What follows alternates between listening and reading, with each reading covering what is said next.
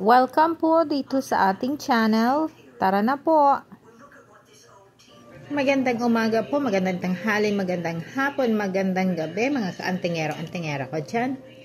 Sa video po na ito, share ko po sa inyo ang bato na tinatawag na slate po. So, maganda po ito na gamitin natin na pang-attract ng swerte. At syempre, maganda rin itong ginagamit sa kasi meron itong protective energy, so kaya maganda ito na gamit sa protection. So ang po ko sa inyo, papakita ko sa inyo. So ngayon po ako ng ginagamit ko ang copper kasi maganda ang copper at syempre, ang copper nagbibigay ng yung healing properties niya. Sabi ko, meron ka daw masakit. Hindi ko alam kung totoo, pero sa akin nag-work. Kaya marami ako kung copper,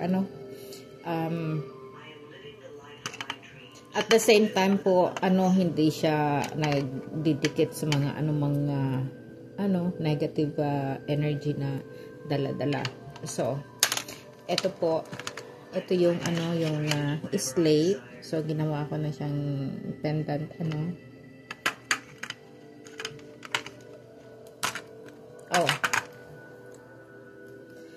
Good morning po.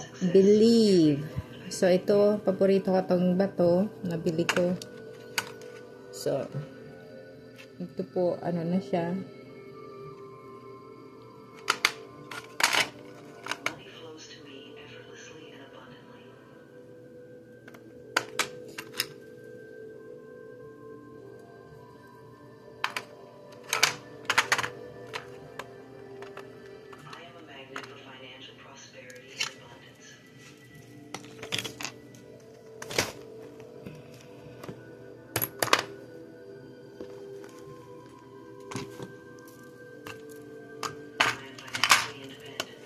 So, ang slate, maganda itong, again, magandang gamit po ito na protective stone. At malakas po ang niya, ang energy niya, lalong-lalo na doon sa mga gusto na ang daloy ng swerte ay dire-diretso. Kasi po ito ay may daladala na yung balancing energy niya, tapos yung harmony. Ngayon, kung isa po sa mga yung sa negosyo, maganda po ito kasi is yung durable po siya at is may siyang stable na na energy stability. So ika nga yung grounding niya, grounding, stability, and protective energy, and then balancing energy, harmony. So, yun ang, niya, ang katangian niya po. So,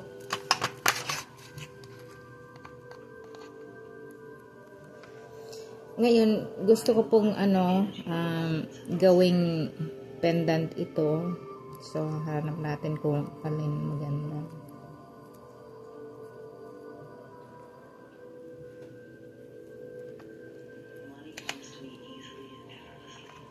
Ang po nito, may makukuha ka ng iba-ibang kulay, po. So,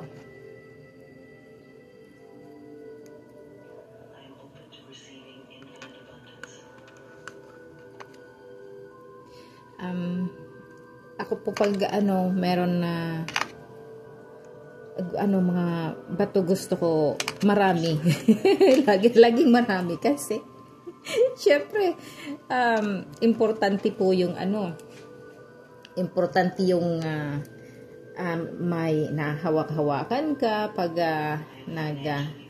gagawa o kaya wala, may halimbawa wala kang ginagawa, may mga hinahawak-hawakan ka, nagre-relax. So, importante po yung na yun, yung baliktad yung pakaano ko kasi gusto kong ito yung niya, ito yung harapan. So, okay na. Anuhin ko na lang. So, ang ano po, ito daw po, ayon doon sa paghahanap po, ng, ika nga, sa wala na tayong dictionary ngayon na ginagamit kasi mahirap magbasa. Kaya nakikinig na lang tayo sa AI. Ano po? So, ang crystal daw po, may crystal daw po itong contains. May yung hindi natin ito makikita sa yung naked eye natin. So, kailangan meron daw pong microscope kung titingnan siya. Kaya napakaganda naman po talaga, syempre, 'di ba? At doon po sa mga mahilig magkolekta, maganda talaga. So, ang pagbuo daw po nitong slate ay yung created via alteration daw ng shale o mudstone. So, ito po ay nagdadala ng 4 na energy natin. So, pwede pa rin sabihin natin 5 energy. Yung 5 elemento, 5 elemento. Kasi, meron din itong metal na iron. Pwedeng matrace ito na may iron. Kaya, ang chemical composition daw po nito na pwedeng matrace sa sa bato na yung slate. Hindi po ako geologist, nakinig lamang po kay AI at syempre nagbasa-basa sa Google din naman kahit papaano. So, ito po ay ang composition niya, meron itong quartz, merong muscovite or iolite. Tapos frequently po meron daw itong kasali na violite or chlorite. Tapos yung yung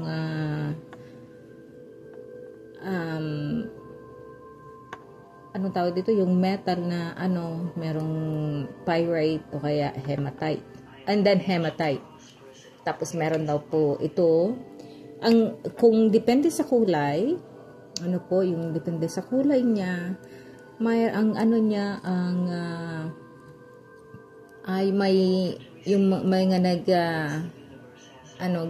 green, meron siyang contain na iron.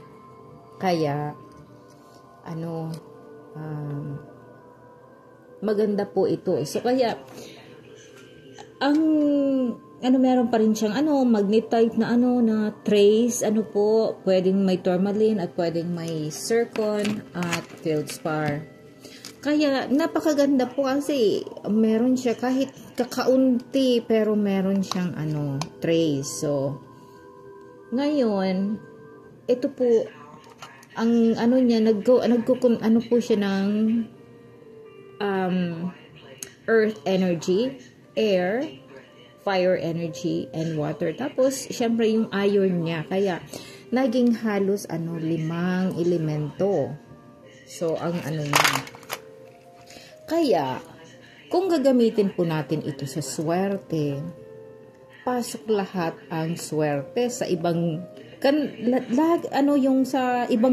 sa lahat na kanto ng ng universe, Kaya maganda ito po, maganda. So,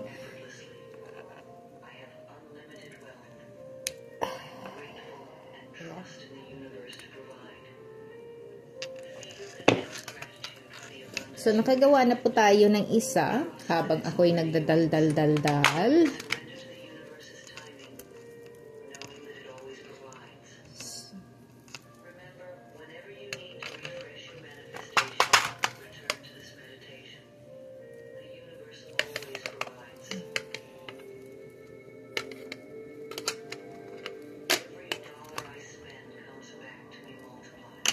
sa ano po, I think 2 to 3 years ago, ano po ako na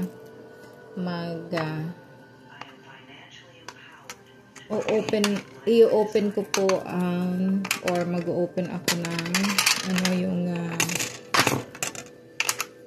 area na pag-aanuhan ng pagdi-displayhan ko ng mga mga ganitong laruan. Kasi po hindi naman po hamak na talagang addicted po talaga ako sa sa mga ganito. Mahilig ako magkolekta. So, at pag nagkolekta po ako dapat laging marami. Kaya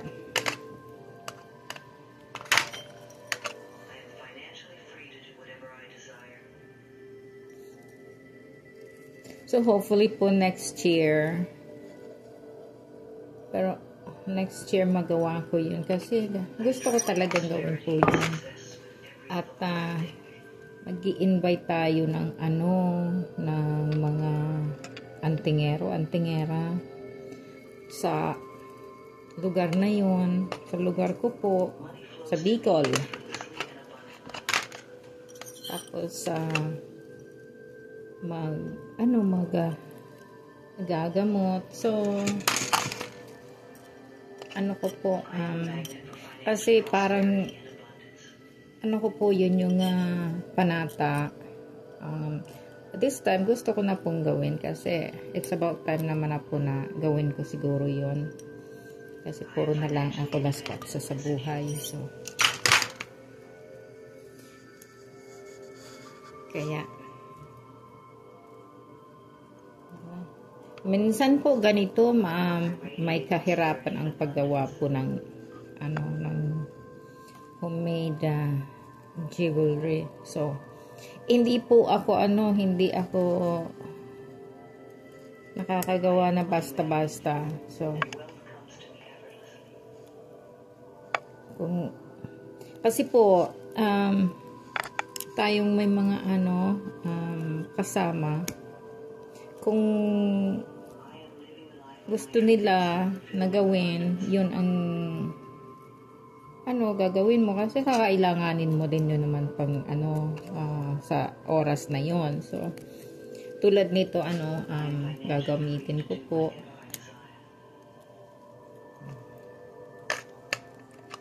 mahirap kasi matigas po ang malaking gauge ang ginamit ko para hindi masira kaagad. Matigas na masyado ang natin, ang gauge natin ng copper. So, hirap po na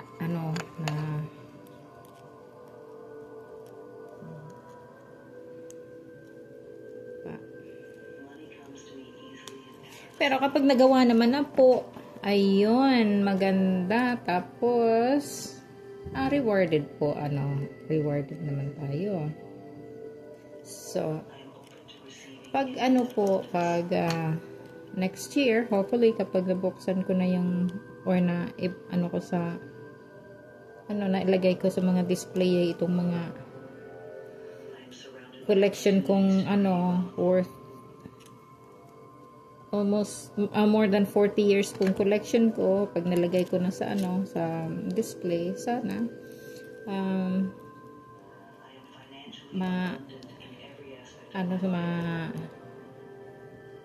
kita ng tao as display po. Kaya so kapag ganito pong ginagawa yung energy po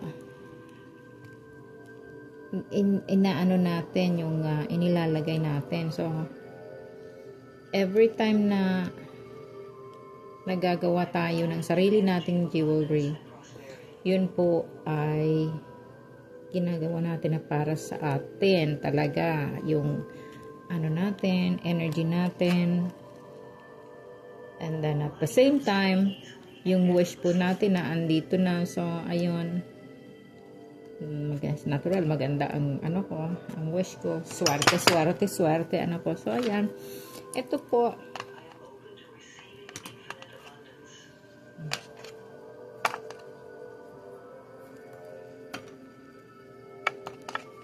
Ay, maliit.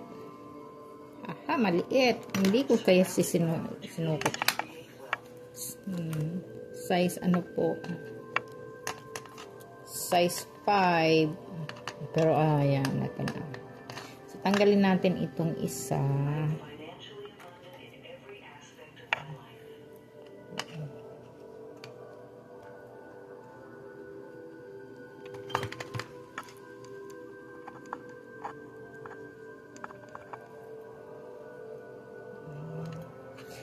So, tapos ito po yung necklace.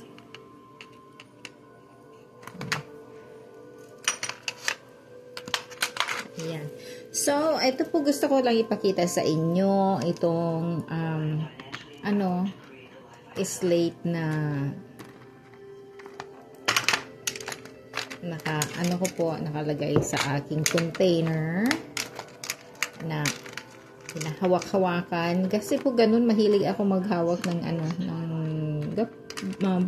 bato kaya kasi nakakapaano po ito, nakakapagbigay ng extra energy natin. So, good luck po, malapit na po pala ang natin, ang Holy Week. So, ano po ang plano ninyo sa Holy Week? Ako po gusto ko rin maggabas. So, hopefully mangyari 'yon. God bless po.